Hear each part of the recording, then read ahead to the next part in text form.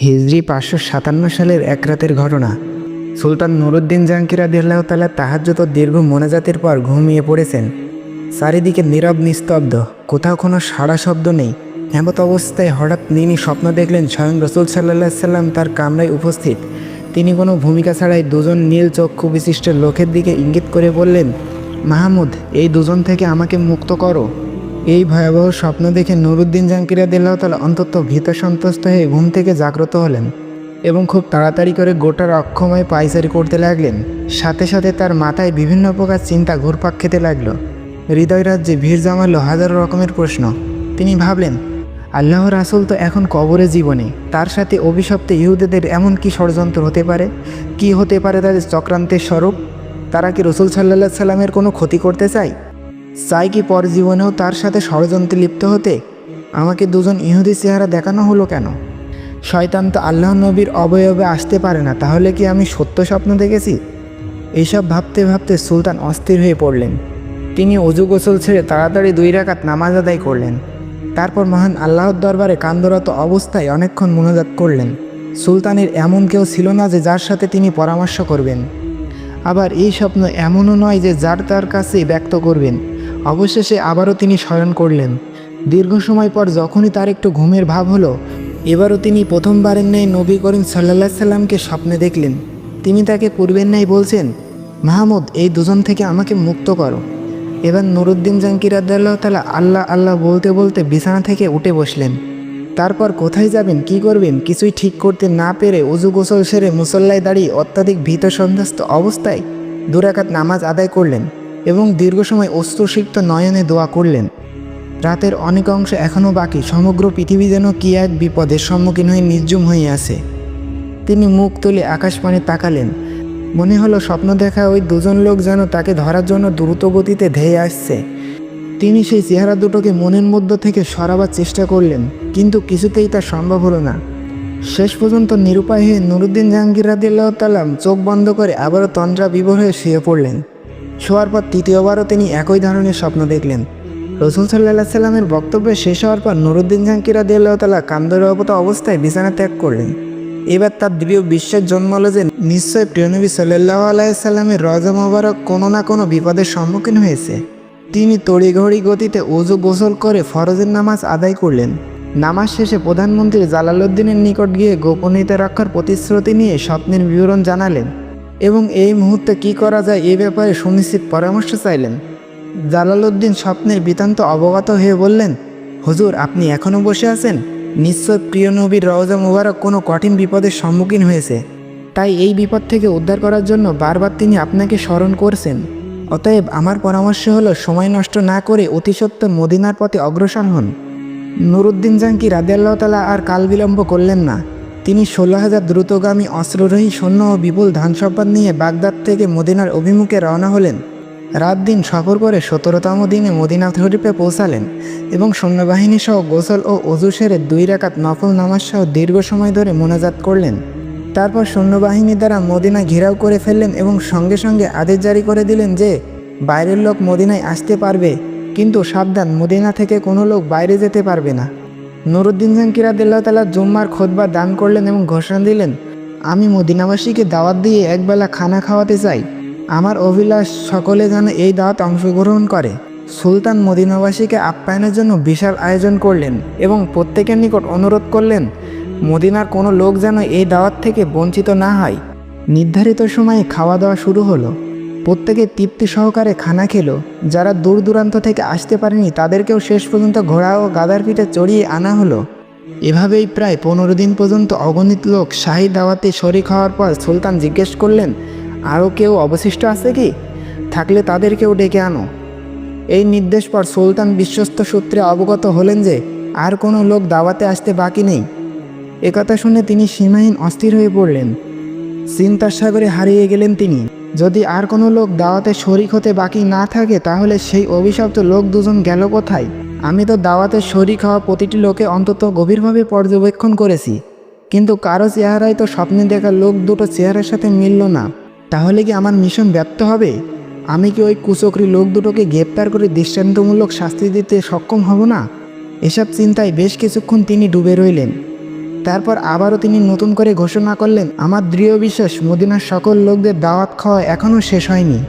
অতএব সবাইকে আবার অনুরোধ করা যাচ্ছে, যারা এখনও আসেনি তাদেরকে যেন অনুসন্ধান করে দাওয়াতে শরিক করা হয়। এ কথা শ্রাবণে মদিনাবাসী সকলেই এক বাক্যে বলে উঠল, হুজুর, মদিনার আশেপাশে এমন কোনো লোক বাকি নেই যার আপনার দাওয়াতে অংশগ্রহণ করেনি। তখন নুরুদ্দিন জাঙ্কি রাদিয়াল্লাহু তাআলা বলিষ্ঠ কণ্ঠে বললেন, আমি যা বলেছি ঠিকই বলেছি, আপনারা ভালোভাবে অনুসন্ধান করুন। সুলতানের এই দৃঢ়তা দেখে লক্ষাধিক জনতার মধ্য থেকে এক ব্যক্তি হঠাৎ করে বলে উঠল, হুজুর, আমার জানা মতে দুজন লোক সম্ভবত এখনও বাকি আছে। তারা আল্লাহর বুজুর্গ মানুষ, জীবনে কখনো কারোর কাছ থেকে হাদিয়া তোহফা গ্রহণ করেন না, এমনকি কারো দাওয়াতেও শরিক হন না।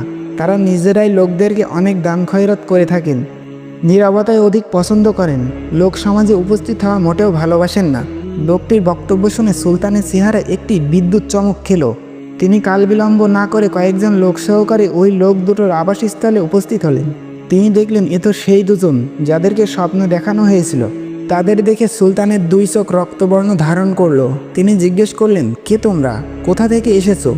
তোমরা সুলতানের দাওয়াতে শরিক হলে না কেন? লোক দুটো নিজের পরিচয় গোপন করে বলল, আমরা মুসাফির, হজের উদ্দেশ্যে এসেছিলাম। হজ কার্য সমাধা করে জিয়ারতের নিয়তে রওজা শরীফে এসেছি, কিন্তু প্রিয় নবী সাল্লাল্লাহু আলাইহি সাল্লামের প্রেমে আত্মহারা হয়ে ফিরে যেতে মন চাইল না, তাই বাকি জীবন রওজার পাশে কাটিয়ে দেওয়ার নিয়তেই এখানে রয়ে গেছি। আমরা কারো দাওয়াত গ্রহণ করি না, এক আল্লাহর ওপরে আমাদের পূর্ণ আস্থা, আমরা তারই ওপর নির্ভরশীল। এবাদত, জিয়ারত ও পরকালের চিন্তায় বিভোর থাকা আমাদের কাজ। কুরআন পাক তেলাওয়াত, নফল নামাজ ও আজিফা পাঠেই আমাদের সময় শেষ হয়ে যায়, সুতরাং দাওয়াত খাওয়াটার সময় কোথায়? উপস্থিত জনগণ তাদের পক্ষ থেকে বলল যে, হুজুর, এরা দীর্ঘদিন যাবৎ এখানে অবস্থান করছে, এদের মতো ভালো লোক আর হয় না। সবসময় দরিদ্র, এতিম ও অসহায় লোকদের প্রচুর পরিমাণে সাহায্য করে, তাদের দানের ওপর অত্র লোকদের প্রচুর পরিমাণ জীবিকা নির্ভর করে। নুরুদ্দিন জাঙ্কি রাদিয়াল্লাহু তাআলা লোকদের কথা শুনে লোক দুটার প্রতি পুনরায় গভীর দৃষ্টিতে তাকালেন। অন্তত সূক্ষ্মভাবে তাদের পা থেকে মাথা পর্যন্ত পর্যবেক্ষণ করলেন। এতে আবারও তিনি নিশ্চিত হলেন এরাই তারা যাদেরকে তিনি স্বপ্ন দেখেছিলেন। এবার সুলতান জলদ গম্ভীর স্বরে তাদেরকে বললেন, সত্য কথা বলো, তোমরা কে, কেন, কী উদ্দেশ্যে এখানে থাকছো? এবারও তারা পূর্বের কথা পুনরাবৃত্তি করল, আমরা পশ্চিম দেশ থেকে পবিত্র হজ ব্রত পালনের জন্য এখানে এসেছি। রসুল সাল্লাল্লাহু আলাইহি সাল্লামের নৈকট লাভই আমাদের একমাত্র লক্ষ্য, এই উদ্দেশ্যেই আমরা এখানে অবস্থান করছি। সুলতান এবারও কারোর কথায় কান না দিয়ে তাদেরকে সেখানে আটক রাখার নির্দেশ দিলেন। অন্তঃপর স্বয়ং তাদের থাকার জায়গায় গিয়ে খুব ভালো করে অনুসন্ধান চালালেন। সেখানে অনেক মাল সম্পদ পাওয়া গেল বহু দুর্লভ কিতাবপত্র, কিন্তু এমন কোনো জিনিস পাওয়া গেল না যা দ্বারা স্বপ্নের বিষয়ে কোনো প্রকার সহায়তা হয়। নুরুদ্দিন জাঙ্কির অত্যাধিক পেরেশান, অস্থির, এখনও রহস্য উদ্ঘাটন করতে না পারায় তিনি সীমাহীন চিন্তিত। এদিকে মদিনায় বহু লোক তাদের জন্য সুপারিশ করছে। তারা আবারও বলছে, হুজুর, এরা নেককার বুজুর্গ লোক, দিনভর রোজা রাখেন, রাতের অধিকাংশ সময় ইবাদত বন্দেগীতে কাটিয়ে দেন, 5 ওয়াক্ত নামাজি রওজা শরীফের নিকট এসে আদায় করেন, প্রতিদিন নিয়মিত জান্নাতুল বাকি জিয়ারত করতে যান, কেউ কিছু চাইলে খালি হাতে ফিরিয়ে দেন না। সুলতান তাদের অবস্থা শুনে সীমাহীন আশ্চর্য বোধ করলেন, তথাপি তিনি হাল ছাড়লেন না। কক্ষের অংশে অনুসন্ধানী দৃষ্টি ফিরিয়ে যাচ্ছেন, ঘরের প্রতিটি বস্তুকে গভীরভাবে পর্যবেক্ষণ করছেন, কিন্তু সন্দেহ করার মতো কিছুই তিনি পাচ্ছেন না। নুরুদ্দিন জাঙ্কি রাদিয়াল্লাহু তাআলা এক পর্যায়ে সঙ্গীদের বললেন, আচ্ছা, তাদের নামাজের মুসাল্লাটা একটু ওঠাও দেখি। সঙ্গীরা নির্দেশ পালন করল। নামাজের মুসাল্লিটি বিছানি ছিল একটি চাটাইয়ের ওপর, সুতরাং আবার নির্দেশ দিল, চাটাইটি সরিয়ে ফেলো। চাটাইটি সরানোর পর দেখা গেল একখানা বিশাল পাথর। সুলতানের নির্দেশে তা সরানো হলো। এবার পাওয়া গেল একটি সুড়ঙ্গ পথ যা বহুদূর পর্যন্ত চলে গেছে, এমনকি তা পৌঁছে গেছে রওজা শরীফের অতি সন্নিকটে। এই দৃশ্য অবলম্বন করা মাত্রই নুরুদ্দিন জাঙ্কি রাদিয়াল্লাহু তাআলা বিজলি আহতের ন্যায় চমকে উঠলেন।